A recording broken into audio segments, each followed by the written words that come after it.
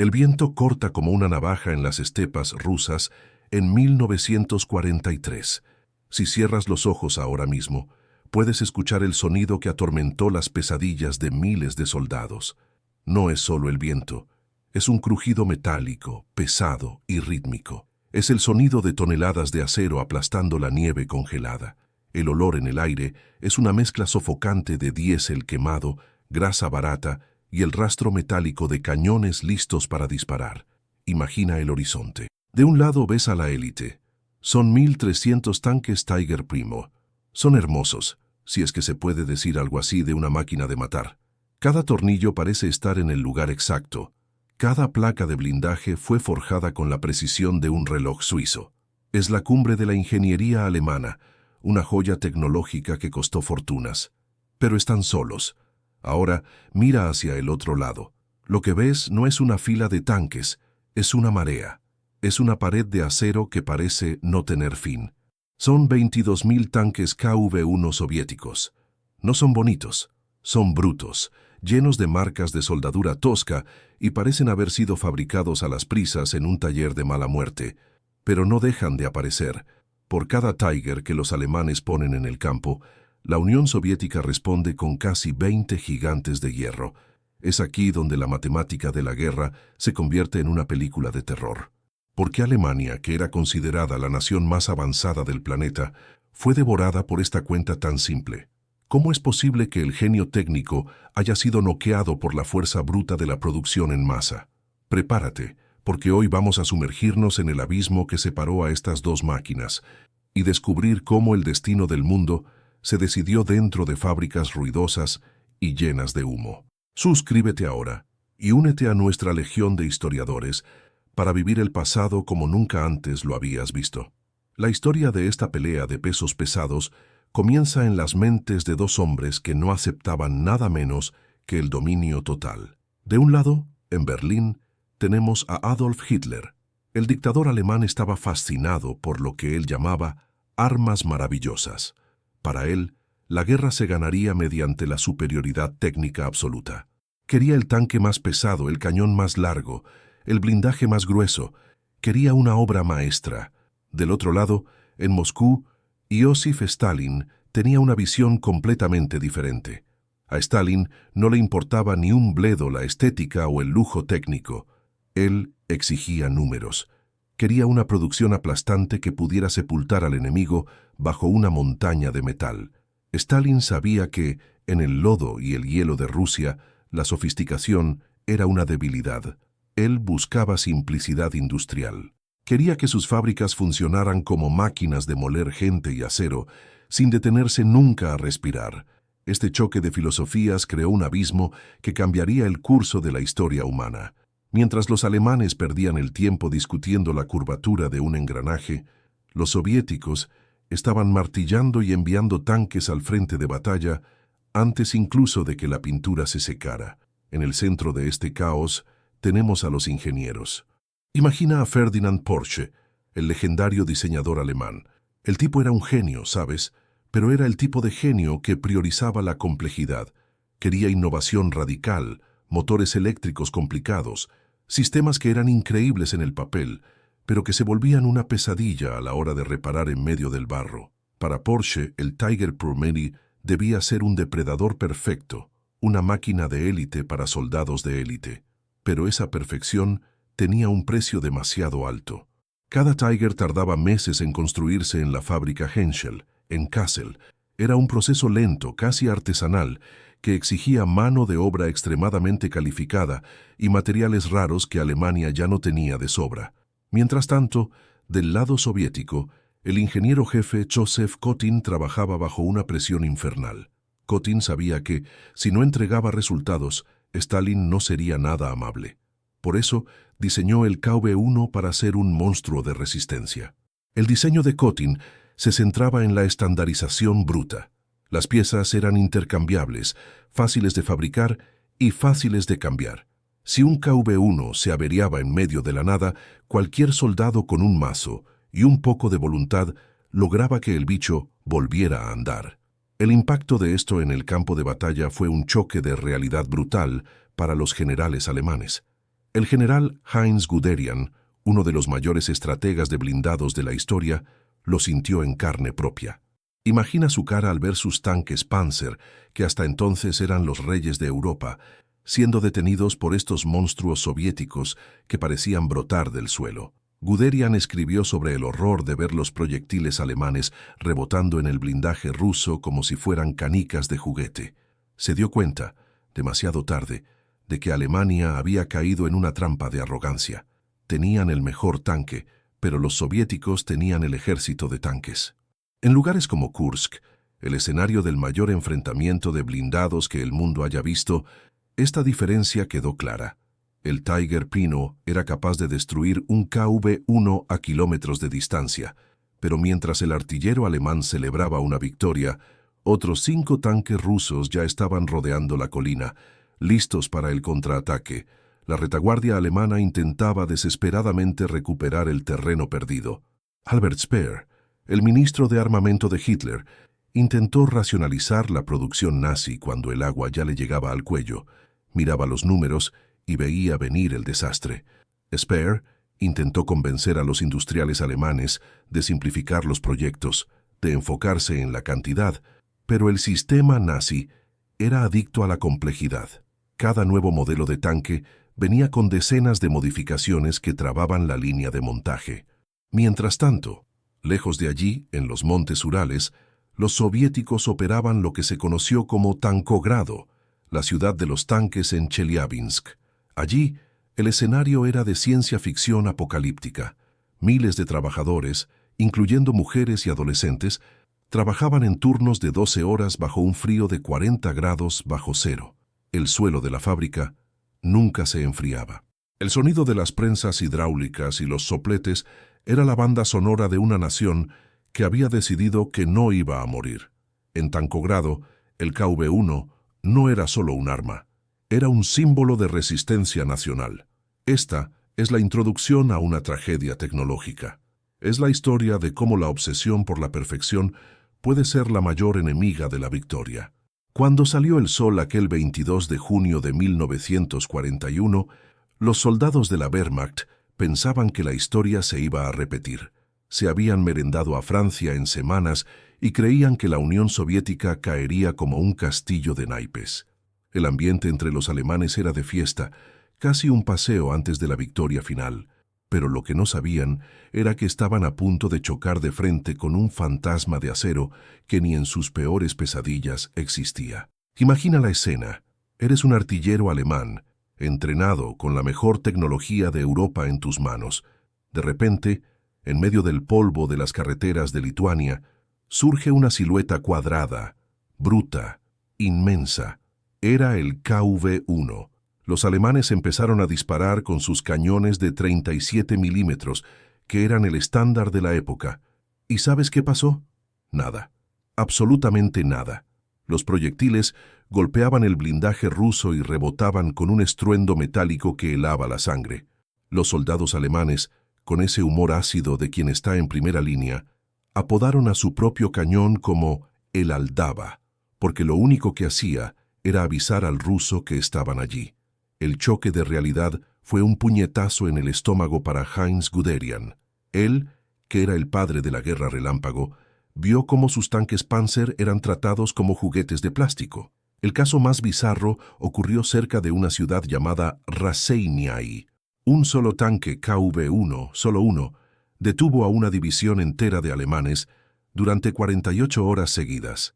Se quedó quieto en un cruce, bloqueando los suministros, y los alemanes intentaron de todo. Dispararon con cañones antitanque, intentaron volar las orugas, y el monstruo seguía allí escupiendo fuego. Fue ahí cuando el alto mando en Berlín se dio cuenta. Alemania ya no era la dueña del balón en cuestión de blindaje. Mientras los soldados alemanes sudaban frío intentando entender cómo destruir aquella fortaleza sobre orugas, la noticia llegó a oídos de Adolf Hitler, y, como todo el mundo sabe, el dictador alemán no lidiaba bien con la idea de ser superado. Se obsesionó. No quería solo un tanque que pudiera vencer al KV-1, quería un arma que humillara cualquier cosa que los soviéticos pudieran construir. Fue en ese clima de urgencia y ego herido que llamó a sus ingenieros favoritos, incluyendo al brillante pero testarudo Ferdinand Porsche. La orden era clara: cree en un titán, un depredador que esté en la cima de la cadena alimenticia. Así comenzó la carrera para el nacimiento del Tiger Imre en la fábrica Henschel, en Kassel. Pero es aquí donde vemos la diferencia abismal de mentalidad. De un lado, tenías a Alemania enfocada en la perfección. Ferdinand Porsche era un genio, pero pensaba como un relojero suizo haciendo un tanque de guerra.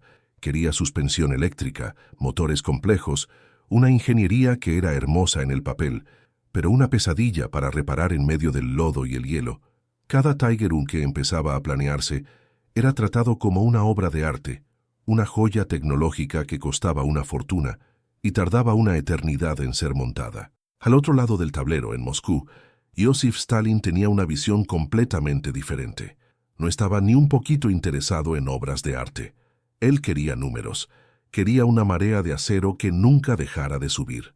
Stalin llamó a Joseph Kotin, el ingeniero jefe de tanques pesados, y el mensaje fue directo al grano: simplifica todo.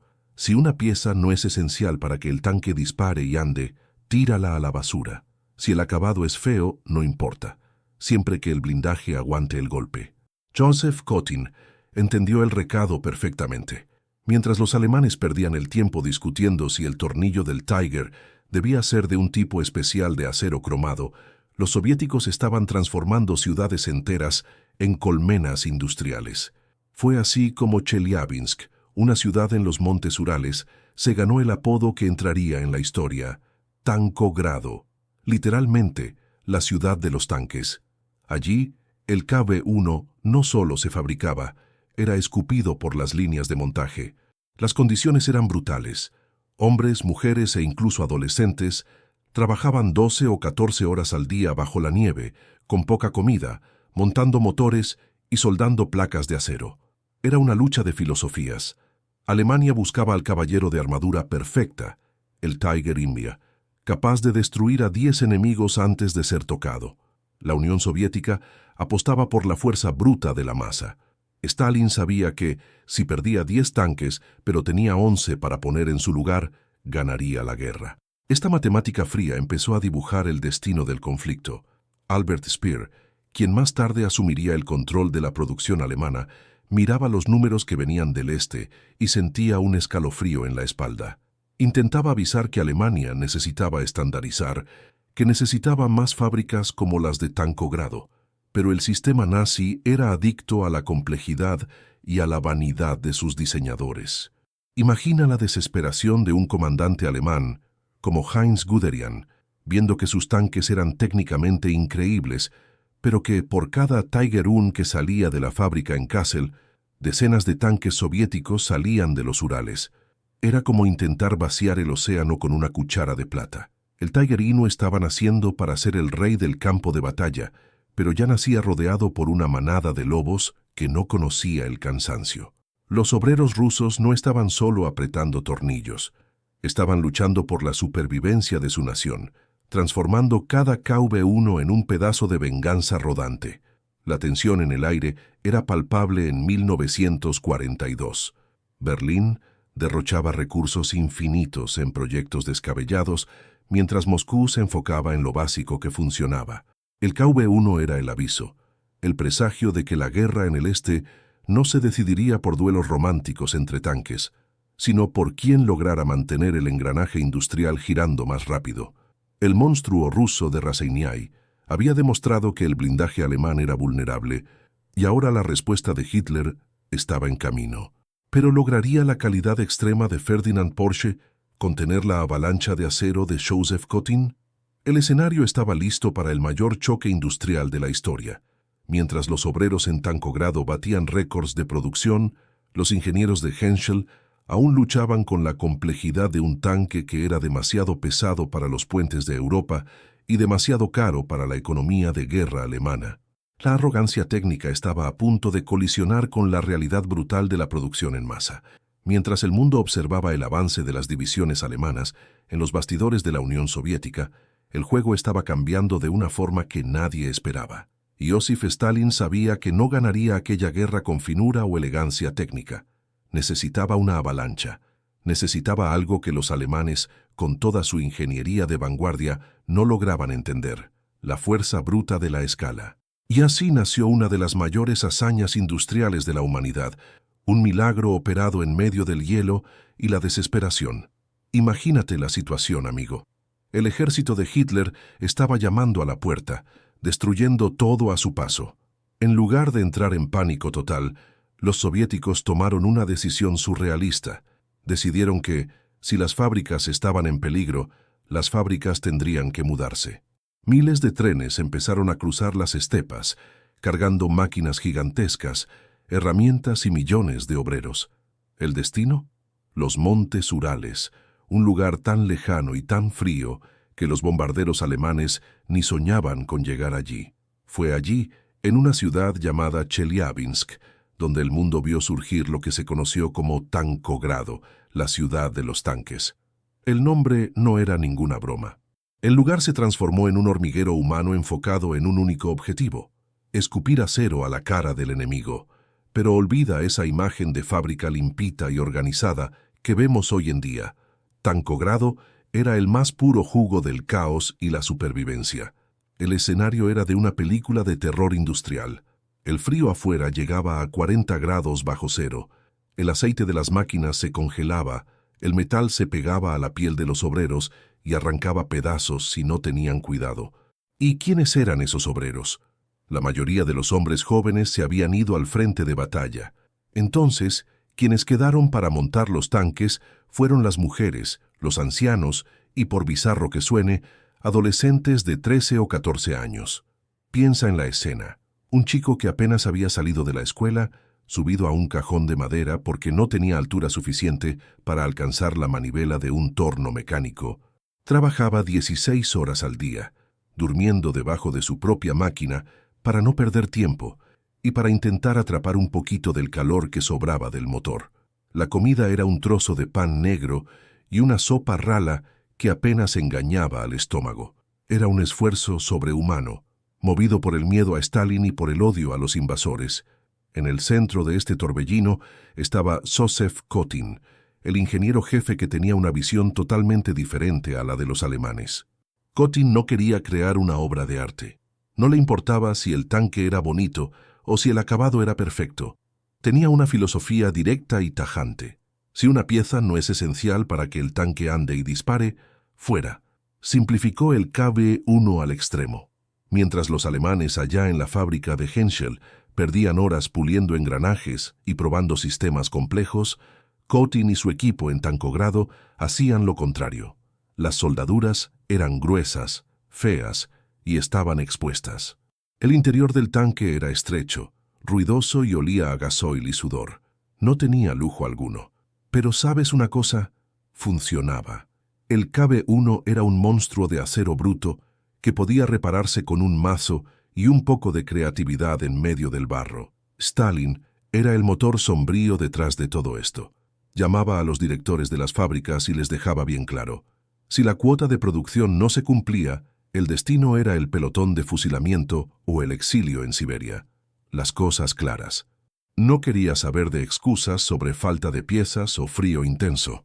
Él quería números. Decía que la cantidad tiene una calidad propia. Y tenía razón.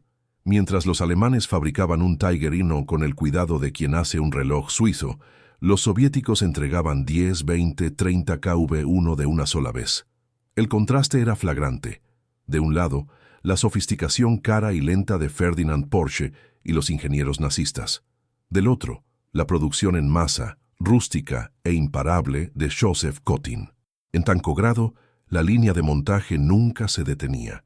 Las luces se quedaban encendidas las 24 horas del día, creando un brillo fantasmal en medio de la nieve rusa.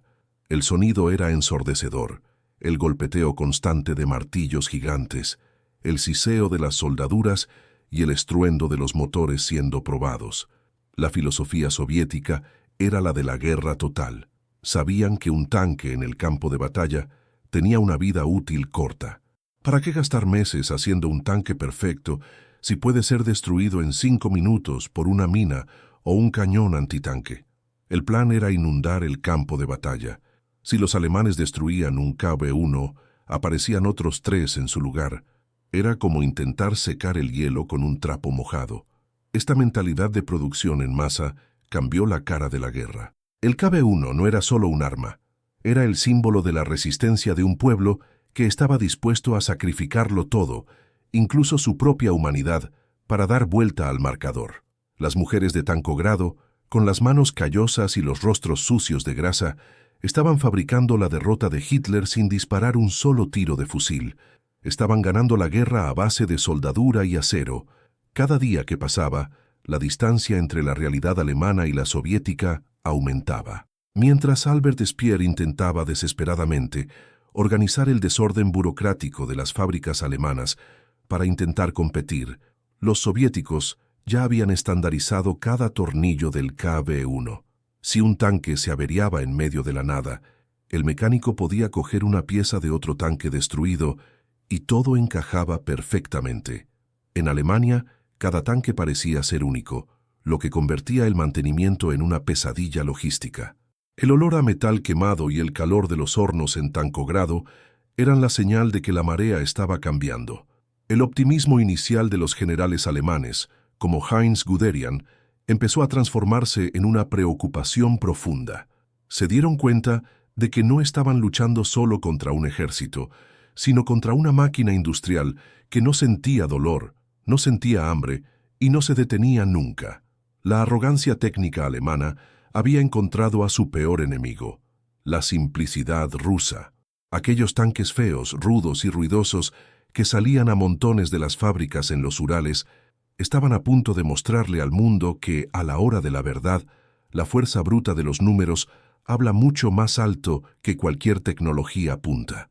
Mientras el acero bruto de los soviéticos inundaba el horizonte como una marea imparable, allá en el corazón de Alemania, el cuento era completamente diferente. Adolf Hitler no quería solo un tanque, quería una joya de la corona, un símbolo de que la raza aria era superior en cada tornillo y engranaje. Fue en ese escenario de delirio de grandeza y obsesión técnica donde nació el Tiger I Miro. Si el KB-1 era un martillo pesado y rústico, hecho para golpear y aguantar porrazos, el Tiger I fue diseñado para ser un bisturí de precisión quirúrgica. El problema es que nadie usa un bisturí para ganar una pelea de bar, y era exactamente en eso, en lo que la guerra en el este se había convertido. El hombre detrás de esta visión era Ferdinand Porsche. Este genio de la ingeniería tenía una debilidad peligrosa por la complejidad absoluta. Para él y para Adolf Hitler, la cantidad no importaba tanto como la calidad individual de cada máquina. Creían ciegamente que un solo tanque alemán, perfecto en cada detalle, podría destruir decenas de tanques rusos inferiores, y en el papel, el Tiger I era realmente un monstruo. Pesaba 56 toneladas de puro poder, protegido por un blindaje que hacía que los proyectiles enemigos parecieran piedrecitas de tirachinas. Pero esta búsqueda de la perfección técnica acabó convirtiéndose en la mayor trampa para Alemania. Allá en la fábrica Henschel, en Kassel, el proceso de fabricación del Tiger I era casi un trabajo de artesano, mientras en Chelyabinsk los rusos estaban arrojando piezas juntas y mandando tanques al frente con la pintura aún fresca.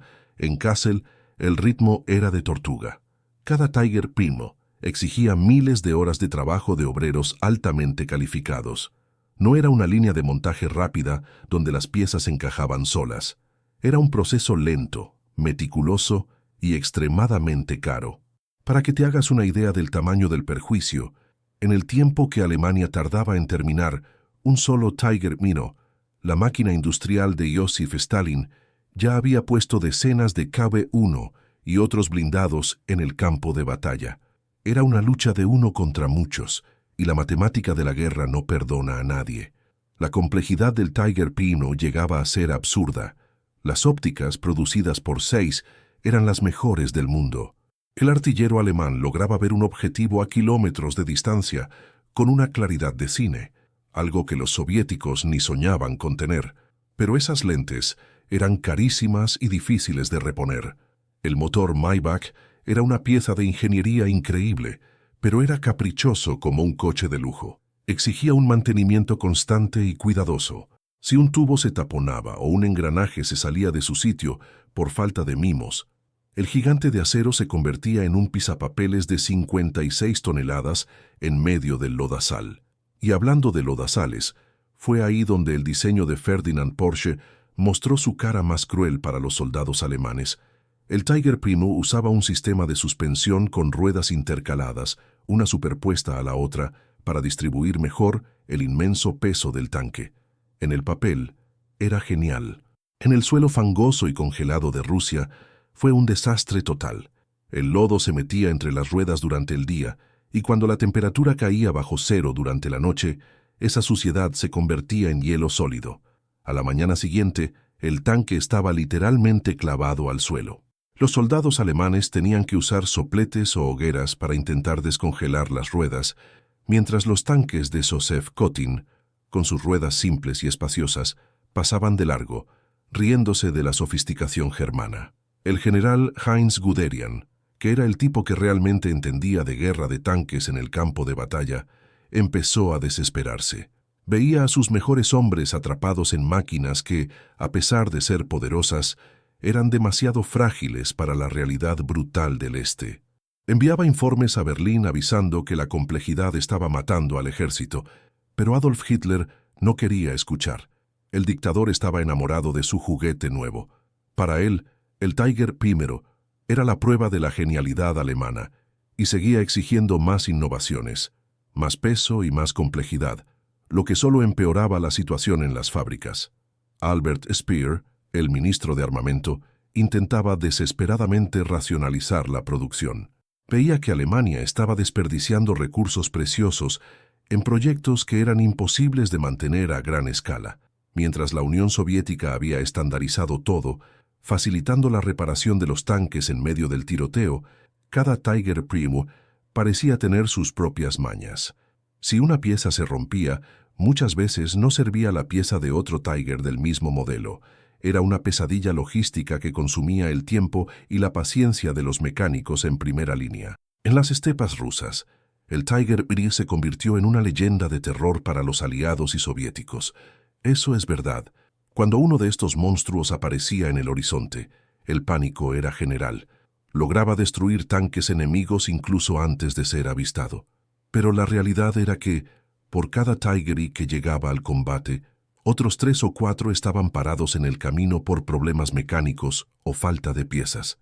Alemania había creado a un campeón de boxeo de peso pesado, pero que tenía una salud frágil y necesitaba un médico particular todo el tiempo. En cambio, los soviéticos tenían un ejército de luchadores callejeros que no sentían dolor y no se detenían por nada. El choque de estas dos filosofías alcanzaría su punto máximo en lugares como Kursk. Allí, la precisión alemana y la fuerza bruta soviética se encontrarían en un abrazo mortal. El Tiger I era una obra de arte, una declaración de poder, pero estaba en el lugar equivocado, en el momento equivocado.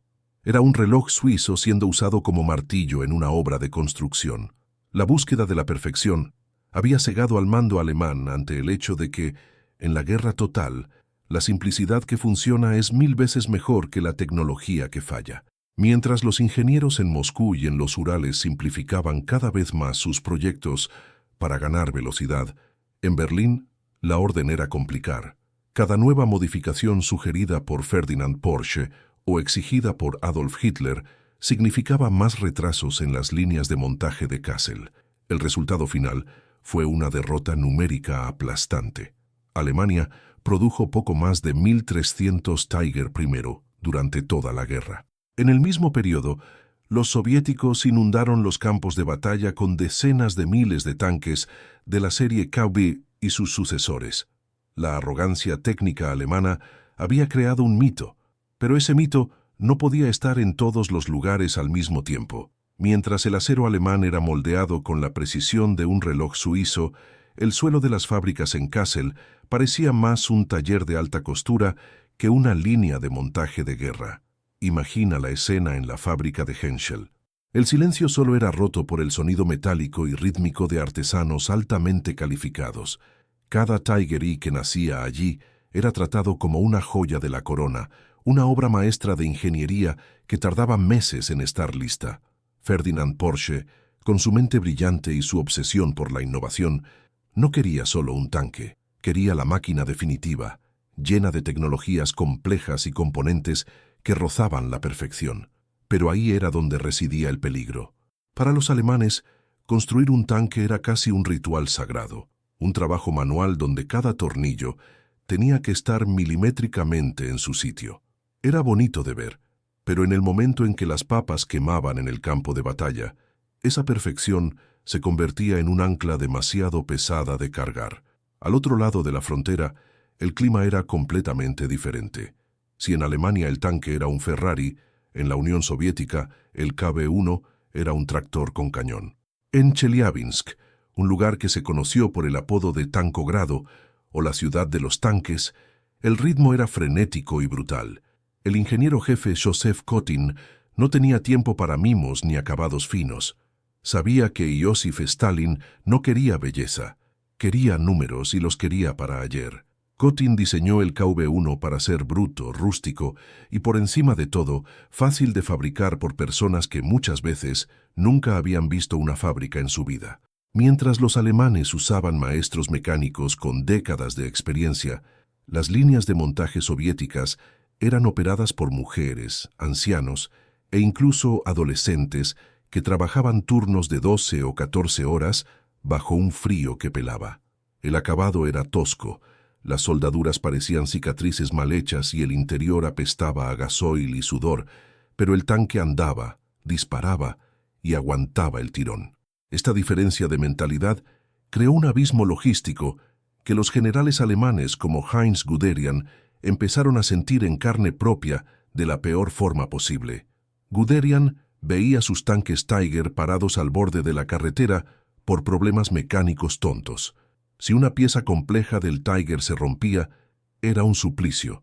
Muchas veces el tanque tenía que ser enviado de vuelta a Alemania o exigía un mecánico especializado que estaba a cientos de kilómetros de distancia.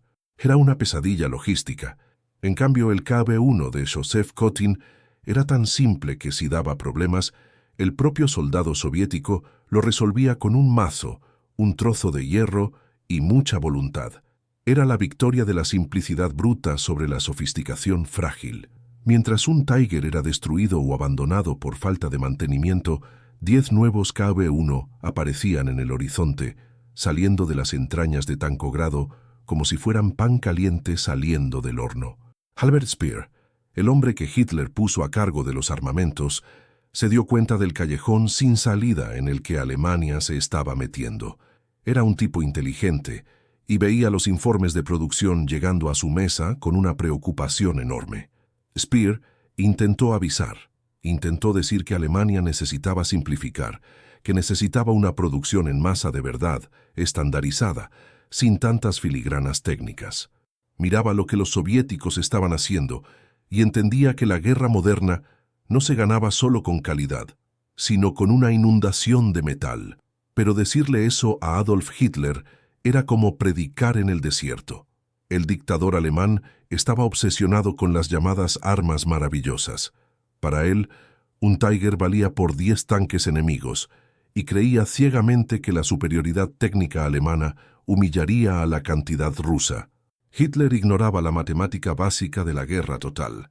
El mejor tanque del mundo no sirve de nada si está roto en el taller mientras el enemigo está llamando a tu puerta. La arrogancia técnica alemana era un veneno silencioso. Ferdinand Porsche y los otros ingenieros seguían inventando mejoras, cambiando el diseño en mitad de la producción, lo que lo trababa todo. Cada lote de Tiger salía un poco diferente al anterior, lo que convertía la reposición de piezas en una misión imposible. Mientras tanto, en Moscú, las órdenes de Iósif Stalin eran cortas y al grano. No detengan las máquinas. Si el tanque funcionaba, no había por qué cambiarlo. La estandarización soviética se llevaba al extremo. Las piezas de un KV-1 servían para otro, y para otro, y para otro. Esto creaba una cadena de suministros que nunca dejaba de fluir. Era una lucha de un artesano solitario contra una fábrica gigante que nunca duerme. El contraste era bizarro. En Alemania, los obreros trataban el acero como si fuera seda, puliendo superficies que nadie vería jamás. En la Unión Soviética, el lema era «lo suficientemente bueno». Si el cañón disparaba y el blindaje aguantaba el golpe, lo demás eran detalles. Esta filosofía de guerra total transformó el paisaje ruso. Las fábricas de Chelyabinsk no eran solo lugares de trabajo, eran templos de sacrificio. La gente dormía al lado de las máquinas, comía lo que podía y seguía montando los monstruos de acero de Joseph Kotin. Sabían que cada KB-1 que salía de la línea de montaje era un clavo más en el ataúd del enemigo. La cantidad estaba empezando a tener una calidad propia, una fuerza aplastante que ningún brillo individual alemán lograba contener. Heinz Guderian enviaba mensajes desesperados a Berlín, informando que la resistencia rusa no dejaba de crecer. Veía a sus hombres agotados, intentando reparar máquinas demasiado complejas para el barro y la nieve de la estepa rusa. El Tiger Humiro era una fiera formidable, nadie lo niega, pero era una fiera que exigía demasiado. Era como tener un pura sangre de carreras en un rodeo en medio del lodo. Puede que sea rápido, pero acabará rompiéndose una pata. Mientras tanto, los KV-1 eran como mulas de carga, tercas, lentas, pero que no se detenían por nada. A cada kilómetro que los alemanes avanzaban, la logística se volvía más difícil y la sombra de la producción soviética se hacía más larga y aterradora. Albert Speer intentaba desesperadamente racionalizar la industria, pero la estructura nazi era un caos de egos y burocracia. Cada empresa quería su proyecto aprobado. Cada ingeniero quería demostrar que era más genio que el otro. Mientras discutían si el tornillo X era mejor que el Y, las cintas de tancogrado escupían cientos de tanques por semana. La realidad era un puñetazo en el estómago. Alemania estaba fabricando relojes de lujo para una pelea callejera. Pero el problema no era solo fabricar. El asunto era mucho más profundo, y la logística de la guerra es lo que separa a los aficionados de los profesionales. Mientras el Tiger I era una obra de arte de la ingeniería de Ferdinand Porsche, también era una pesadilla de 54 toneladas. Piénsalo bien, 54 toneladas de puro acero. Eso no es un coche, es un edificio sobre orugas. Y ahí fue donde empezaron los problemas. Cuando ese monstruo salía de la fábrica de Henschel, en Kassel, ya empezaba a dar dolores de cabeza. Imagina el lío que era llevar a esa fiera hasta la línea de frente. Los trenes alemanes, que eran el orgullo de Europa, simplemente no daban abasto. El Tiger era tan ancho que no pasaba por los túneles ni cabía en los vagones de transporte estándar. ¿La solución de estos tipos? Tenían que cambiar las orugas del tanque cada vez que iban a subirlo a un tren. Quitaban las orugas de combate, que eran anchas y pesadas, y ponían unas orugas de transporte más finitas. Era un trabajo de esclavos, hombre. Los soldados se quedaban allí, en medio del frío, dándole al mazo y sudando sangre solo para lograr cargar el tanque. Y cuando llegaban al destino, tenían que hacerlo todo de nuevo al revés. Mientras tanto, el KB-1 de Joseph Kotin ya venía listo de fábrica para rodar por las vías rusas. Era pesado, sí, pero fue diseñado con los pies en la tierra, pensando en la realidad del terreno y no en una perfección de laboratorio. Y hablando de terreno, aquí es donde la naturaleza entra en la historia para dar una lección de moral a la arrogancia humana. Existe un fenómeno en Rusia llamado Rasputitsa. Básicamente, 2 veces al año, el suelo se convierte en una papilla de lodo que se traga todo lo que ve por delante. No es un barrizal de lluvia de verano, no. Es un océano de barro negro y viscoso que llega a la altura del pecho de un hombre. Y fue en ese escenario donde el sueño de Adolf Hitler empezó a hundirse. Literalmente. El Tiger Primo, con toda su tecnología y su suspensión compleja, era una diva. Sus ruedas estaban intercaladas, una superpuesta a la otra, lo que le daba una estabilidad increíble y un tiro certero. Pero ¿sabes qué pasa cuando arrojas lodo y hielo dentro de un mecanismo lleno de rueditas superpuestas? Todo se bloquea. El lodo entraba allí, se congelaba durante la noche y a la mañana siguiente, el tanque estaba clavado al suelo, inmóvil como una estatua. Los mecánicos alemanes se desesperaban, intentando descongelar el sistema con sopletes y hogueras, mientras los soviéticos pasaban de largo con sus KV-1. Joseph Kotin no era tonto. Sabía que Rusia no perdona errores. El KB-1 tenía una suspensión más simple, rústica, pero que aguantaba el tirón. No era bonito, no tenía el glamour del diseño de Ferdinand Porsche, pero andaba. Y en la guerra el tanque que anda y dispara siempre le va a ganar al tanque que está parado y roto, por muy tecnológico que sea. Heinz Guderian, el general alemán que era el maestro de la guerra rápida, lo sintió en carne propia. Veía cómo sus tanques Tiger, que costaban una fortuna y tardaban meses en hacerse, se quedaban atrás porque un puentecito de madera en el interior de Rusia no aguantaba su peso. Piensa en la desesperación de un comandante. Tienes la máquina más poderosa del mundo bajo tu mando, pero no puedes cruzar un río porque el puente se va a desplomar. El Tiger Primo era tan pesado que la mayoría de los puentes de Europa Oriental simplemente no aguantaban el trote. Los alemanes tenían que planificar rutas gigantescas, dando rodeos de cientos de kilómetros, solo para encontrar un camino donde el suelo no cediera. Mientras tanto, el KV-1 iba cortando camino por donde podía. Los soviéticos sabían que la simplicidad era la mayor sofisticación en aquel momento. No querían un reloj suizo, querían un mazo. ¿Y el cansancio humano, amigo? El mantenimiento del Tiger era una pesadilla logística. Si una pieza interna de la suspensión se rompía, los mecánicos tenían que quitar varias ruedas externas solo para llegar al problema. Era como tener que desmontar medio motor para cambiar una bujía. En medio del combate, bajo fuego enemigo y con el termómetro marcando 30 grados bajo cero, eso era una sentencia de muerte. Albert Speer intentó avisar, intentó decir que Alemania necesitaba algo más fácil de producir y mantener, pero la obsesión de Hitler por las armas maravillosas, las famosas Wunderwaffen, hablaba más alto. Quería el más grande, el más fuerte, el más aterrador. Olvidó que la guerra se gana en el detalle, en la grasa y en la capacidad de arreglar las cosas rápido. Allá en Tankogrado, el clima era otro. Iosif Stalin no quería saber de excusas. Él quería números. Si un KV-1 se rompía, el mecánico tenía piezas de sobra porque todo estaba estandarizado. Era casi como un juguete de construcción a escala gigante. Los obreros, muchas veces mujeres y adolescentes, que lo habían perdido todo en la guerra, trabajaban día y noche con un único objetivo: inundar el campo de batalla con acero soviético. No les preocupaba si el acabado del blindaje estaba bonito o si el interior del tanque era cómodo. Querían que el tanque saliera de la cinta, recibiera una carga de combustible y se fuera directo al frente. Esta diferencia de mentalidad creó una situación bizarra.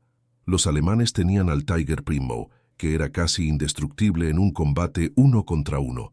Podía destruir un KV-1 a kilómetros de distancia. Pero por cada Tiger que llegaba al campo de batalla, los soviéticos enviaban 10, 20, 30 KV-1. Es el cuento de siempre. Puedes ser el mejor boxeador del mundo, pero si 20 tipos comunes se te echan encima al mismo tiempo, vas a caer. La logística alemana estaba colapsando bajo el peso de su propia inteligencia. Eran demasiado listos para su propio bien, creando máquinas que eran demasiado perfectas para un mundo tan imperfecto y caótico como el de la Segunda Guerra Mundial. En las estepas de Kursk, el suelo temblaba. No era solo el sonido de las explosiones, era el peso de miles de toneladas de metal moviéndose. Pero mientras los alemanes miraban al horizonte y veían una nube de polvo y humo que nunca terminaba, los soviéticos miraban a su lado y veían que, a pesar de todas las pérdidas, la fila de tanques detrás de ellos seguía siendo enorme. La logística de la pesadilla no era solo sobre el barro o sobre los puentes que se caían. El barro ruso no tiene piedad de nadie, amigo. Imagina un escenario donde el suelo parece una gelatina marrón que se traga todo lo que toca, desde las botas de los soldados hasta las toneladas de acero de los tanques. El frío que te raja la cara corta la piel como una navaja, y el olor en el aire es una mezcla de gasoil quemado, metal oxidado y el olor acre de la muerte que parece no irse nunca. Es en este escenario de pesadilla donde entendemos por qué la guerra no se ganó solo con cañones, sino con llaves inglesas y mazos. Imagina que eres un mecánico alemán, agotado, sin dormir durante días, intentando reparar un Tiger Inn en medio de la nada. Este tanque es una obra maestra, ¿entiendes? Es el sueño de consumo de Adolf Hitler, una máquina que Ferdinand Porsche diseñó para ser imbatible. Pero ahí está el problema. Es demasiado complejo para el mundo real. El Tiger usa un sistema de ruedas intercaladas, una superpuesta a la otra, para distribuir el peso absurdo de casi 60 toneladas. En el papel es genial. En el lodo congelado de la estepa es un infierno en la tierra. Cuando el lodo se mete entre esas ruedas y se congela durante la noche, el tanque simplemente no se mueve. Se convierte en una estatua de acero de millones de marcos alemanes. ¿Y si se rompe una de las ruedas internas? Ahí el desespero pega fuerte. Para llegar a una sola rueda interna, el mecánico tiene que quitar 3 o 4 ruedas externas. Es un rompecabezas maldito hecho bajo fuego enemigo, con las manos pegándose al metal congelado y el sonido de los disparos soviéticos cada vez más cerca. El Tiger primero era una joya, pero las joyas son frágiles y difíciles de pulir cuando estás en medio de un tiroteo. Mientras el mecánico alemán llora de frustración, al otro lado de la línea, el escenario es completamente diferente. El KV-1 soviético no es bonito. No tiene el acabado fino de la fábrica de Henschel en Kassel. Es bruto, cuadrado, parece que fue esculpido a hachazos. Pero Joseph Kotin sabía exactamente lo que estaba haciendo. Diseñó un tanque para ser operado por campesinos que, meses antes, estaban sosteniendo un arado, no un manual de ingeniería avanzada. Si a un KV-1 se le rompe la oruga, los soviéticos no necesitan herramientas de precisión que tardan semanas en llegar desde Berlín. Usan la fuerza bruta, esa base de mazo, sudor y piezas que sirven en casi cualquier otro tanque de la flota. La estandarización que Joseph Stalin exigió con puño de hierro transformó al ejército rojo en una hidra. Cortas una cabeza y 2 surgen en su lugar. Rompes un KV-1 y el mecánico soviético hace un apaño genial con piezas de un tanque destruido allí al lado, y en una hora la máquina está escupiendo fuego de nuevo. Heinz Guderian, aquel general alemán que era el maestro de la guerra relámpago, lo sentía en carne propia. Enviaba informes desesperados a Berlín, avisando que la calidad técnica de los alemanes estaba siendo ahogada por la cantidad oceánica de los soviéticos. Pero Hitler no quería escuchar. Estaba obsesionado con las armas maravillosas, las Wunderwaffen. Para él, un Tiger valía por 10 tanques rusos. Matemáticamente, tal vez tuviera razón en un campo de pruebas limpio. Pero en la guerra total la cuenta es otra.